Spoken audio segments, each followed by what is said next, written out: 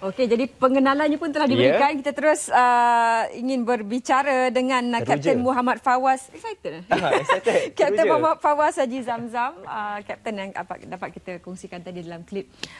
Bila Kapten tengok balik klip tu ya, apa yang terlintas di fikiran Kapten? Pertama kali, Assalamualaikum warahmatullahi wabarakatuh. Waalaikumsalam. Selamat pagi dan selamat bekerja.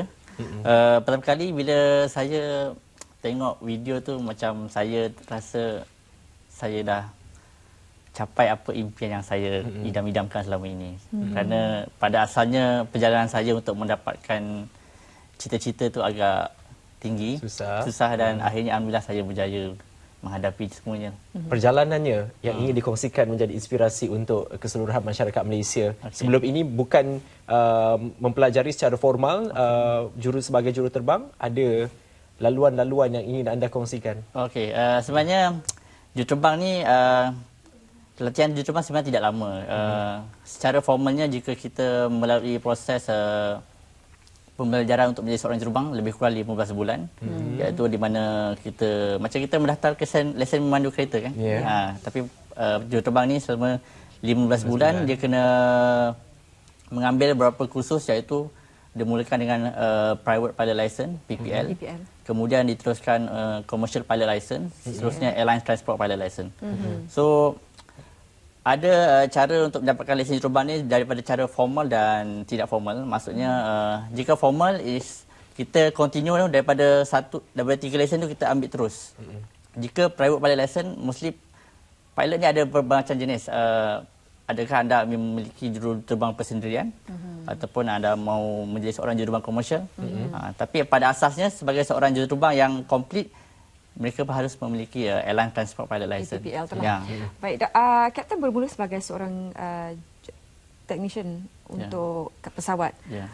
Bagaimana mula tergerak hati untuk terpanggil untuk melibatkan diri dalam macam mana proses itu berlaku? Sebenarnya saya berminat juruterbang dia lama dah, daripada di bangku sekolah lagi lah. So pada asasnya macam yang ditularkan di media sosial, yang saya mendapat peluang selepas SPM, tetapi dengan kos yang agak tinggi ketika itu, saya tidak berjaya untuk meneruskan pembelajaran ke arah itu. Jadi saya tergerak untuk memasuki apa-apa jua lapangan penerbangan yang boleh saya melibatkan diri saya dalam industri ini, dan saya nampak yang terdekat di depan mata saya adalah saya menjadi seorang juruteknik. So saya bekerja sebagai seorang juruteknik. Bila saya dah dapat peluang yang ada di dalam lapangan itu, maknanya kita akan lebih banyak pandangan, maknanya kita punya opportunity itu ada. So daripada situ saya mengurat langkah untuk lebih mendapatkan peluang yang saya idamkan selama ini. Pendedahan lebih fokus diberikan kalau anda sendiri terlibat dalam lapangan itu. Kita buka talian untuk para penonton yang ingin bertanyakan sebarang soalan kepada Kapten. Talian kami 0322828578 ataupun 0322828579. Dan kita ingin juga tanyakan kepada Kapten bagaimana perjalanannya dan apa cabarannya, apa ganjarannya. Tapi kita ingin saksikan terlebih dahulu apakah pandangan rakan-rakan terdekat beliau. Khas istimewa untuk Kapten sendiri. Kita saksikan. Kita saksikan. Secara amnya di luar kerja memang senang berbincang dengan kita bawah. Senang boleh bawa bincang dia macam kawan. Tapi bila bekerja, kita sebagai profesional kan, bila bekerja dia sebagai kapten dan ketua lang kapal ni, saya sebagai second commander bantu dia kan. Jadi dengan ini senang. Maksudnya bila kita contohnya bila kita terbang kan, dengan ini maksudnya kalau saya terbuat salah kan, atau apa-apa dia betulkan kan, dia orang kata masa terbang tu kita boleh berbincang lah. Dia tak ada stres, dia cuba mengelakkan situasi stres. Sebab kita kerja pilot ni, bawa kapal terbang ni memang dah ada stres kan. Stres bukan saya je, semua orang. Dia cuba kurangkan stres. Apa yang dia boleh buat untuk kurangkan stres, dia kurangkan stres kan. Saya sini tengok dia bersihkan ni kabin ni kan. Nak tolong kabin crew banyak kerja kan. Dia sendiri tolong lap kadang-kadang lah. Itu jadinya itulah salah satu bagi saya benda yang paling bagus lah. Tanya Fawaz ini memudahkan kerja semua orang kan. Okay, he's a fun guy. Dia macam abang untuk saya lah. Dia macam abang untuk saya. So basically kalau kita ada masalah, not even dalam kapal je lah. Even kalau kita hang out keluar, lepas kita dah nak stop ke apa, kita orang akan keluar sekali. He's a very nice guy. He's very nice and humble. Muda lagi, tengoklah, muda umur baru 35. But dengan dia kerja sangat-sangat simple. Sangat simple. Dia cakap dia bagi tahu tomorrow ada flight, you all standby. So we all akan tahu. Dia very understanding. As a boss, he's very understanding. Dia senang tolerate. So macam kita orang kalau macam we have our things kan, macam cabin crew kita ada things, kita bagi tahu dia, captain today I tak boleh fly, crew lain akan cover. So it's very easy to communicate with him and he's very tolerable dengan orang. Kapten Fawaz dia senang bekerja dengan dia sebab dia ada technical background. So bila kita explain, banyak sistem yang dia boleh faham cepat, dia tahulah, dia tahu detail. Dia boleh tahu, senang explain lah dekat dia. Dia sebenarnya dulu saya belajar dekat Miat dengan dia senior saya sikit lah. So jumpa dia masa dia join company ni lah. So daripada Miat. So bila apa-apa masalah, bila kita explain sikit pun dia dah tahu, dia faham lah, senang bekerja. So kadang-kadang technical term susah sikit nak explain. So bagi dia senang. Jadi maknanya mungkin ada kekecewaan pada awal sebab walaupun kos tinggi jadi technician dulu, tapi itu sebenarnya memberikan kelebihan pada kemudian hari. Ya, betul. Kita ada pemanggil di talian. Ingin bertanyakan? Belum lagi? Belum. Kita nantikan panggilan daripada pemanggil nanti. Dalam kerjaya seperti ini, bagaimana sokongan isteri dan juga anak-anak? Sebab jadual pilot ni kita tahulah macam mana kan. Sibuk. Sebenarnya dorongan isteri dan keluarga amat membantu saya dalam kerjaya ni lah. Sebab yang macam saya seorang juruterbang jet peribadi, berbeza dengan juruterbang komersial ataupun yang lain. Beza macam mana, Kapten? Macam saya terbang tak ada roster. Kalau juruterbang komersial, dia memang every month, hujung bulan dia akan keluar roster. You boleh plan, you punya cuti, you punya segala-galanya lah. Macam saya based on call basis.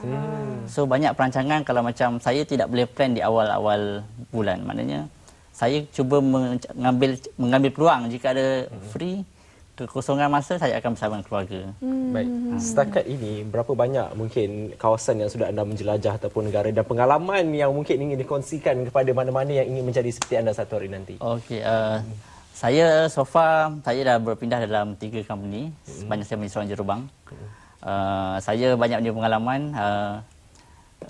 di Malaysia, Australia dan Eropah serta di bahagian Asia lah kebanyakannya. Dan paling cabaran bagi seorang jurubang bila saya memasuki macam saya dituarkan, saya pernah terbang kapal ATR 72 di mana saya telah memasuki pedalaman Sabah Sarawak. Saya landing di Mulu Airport, Limbang. Makna pengalaman tu bagi saya amat mencabar.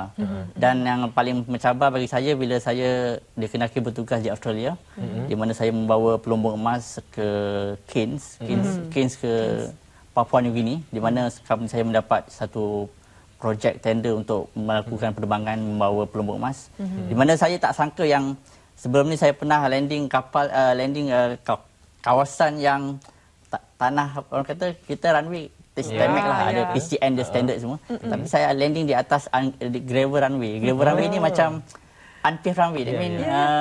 Tanah merah macam tu. Tanah merah. So itu yang sangat mencabar kalau itu yang bagi saya agak memang tak menyangka saya akan sampai ke tahap macam tu. Lokasi-lokasi yang tak pernah terfikir nak pergi. Kalau tak betul tu mungkin akan berisiko juga nanti. Betul. Kita ambil pemanggil dulu. Ingin tanyakan soalan kepada Kapten Fawaz. Hello, selamat pagi. Hello, silakan soalannya. Okey, nak tanya. Ya, silakan. Kalau nak jadi pilot, kena SPM berapa? Kena dapat berapa? Ini soalan selalu pilot dapat ni. Baik, terima kasih Puan Mandira. Ada satu lagi. Ya. Baik, terima kasih. Muat kena band berapa? Muat kena band berapa? English. English test. Terima kasih Puan Mandira. Terima kasih. SPM dan juga muat, dan satu lagi kepentingan fizik itu. Subjek yang perlu untuk menjadi seorang jurubang ni sebenarnya kalau ikut SPM adalah matematik, fizik dan rasa itu. Actually semua pelajaran semua subjek adalah penting, tapi pada macam saya dulu saya masih di kategori pangkat 1 2 3. Macam sekarang kita punya SPM-nya dah mengikut ABC kan. So macam muat pun zaman saya SPM tahun 98 belum diperkenalkan. Tak ada muat. Belum diperkenalkan. Jadi basically kalau kita tengok requirement menjadi seorang juruterbang tu, kita boleh refer pada cadetship macam MAS, Asia. Biasanya mereka akan sediakan satu list. Okey, anda berminat untuk menjadi kadet juruterbang, maknanya dia akan letak requirement bahasa Melayu berapa, bahasa Inggeris berapa. Itu adalah asas untuk menjadi seorang juruterbang. Kapten, bagaimana pula dengan ni? Ada yang rabun tapi nak jadi pilot ni. Okey. Rabun sebenarnya benda ni agak isu juga, tapi sebenarnya pilot macam saya cakap tadi, kita ada 3 jenis pilot lah, macam private pilot license, commercial pilot license dan airline transport pilot license. Kalau PPL basically pemakaian cermin mata dibenarkan. Dia punya standard pemeriksaan di mana kita akan pergi ke ahli medik yang buat peranalisan. Sebab pilot ni sebelum dia jadi juruterbang dia kena buat medical dulu. Maknanya kalau medical dia tak lepas, that means dia tidak boleh jadi pilot. Lagi satu, rabun warna memang tak boleh lah. Okey, baik. Ada pemanggil lagi ingin bertanyakan. Assalamualaikum. Selamat pagi. Hello. Halo, Assalamualaikum. Waalaikumsalam. Silakan. Halo. Ya, saya. Silakan. Apa khabar kedua pengacara pagi ni? Alhamdulillah, sihat. Selamat hari pekerja. Cik Syahbani nak tanya borak dengan pilot kah? Ya, saya nak cakap silakan. dengan abang pilot. Silakan. Okey, Assalamualaikum. Waalaikumsalam. Teruskan. Okey, saya nak tanya tentang tugas seorang pilot ni kan. Kadang dia bergerak macam kata dia fly daripada sesuatu destinasi ke satu destinasi. Ya. Adakah dia cukup rehat untuk recovery untuk penerbangan yang seterusnya tu? Baik, terima kasih Encik Syahbani. Okey. Itu soalan yang sangat penting. Itu memang soalan yang penting. Okay. Ya. Sebenarnya pilot ni kita punya tugasan untuk kita ada jadual rehat yang tertentu. Secara asasnya waktu rehat dia ialah minimum untuk after dia mendarat dengan dia off chop dipanggil minimum ada 12 jam. And then waktu dia bertugas itu juga bergantung pada sektor, berapa kali sektor yang dia akan buat. Bermakna kita ada jadual kita sendiri. Macam katalah hari ini you buat Kuala Lumpur, Kuching, Kuala Lumpur, maybe 2 sektor. 2 sektor tu juga bergantung pada waktu kita melampurkan diri. So setiap waktu tu dia ada ditetapkan berapa jam, 13 jam, 12 jam. So bab tu memang kita memang amat jaga. Yang penting juga ramai yang tidak mengetahui bahawa setiap 6 bulan ada base check. Betul. Okey, pasal base check tu pilot ni adalah kehidupan yang tidak pernah berhenti belajar. Saya boleh cakap macam tu.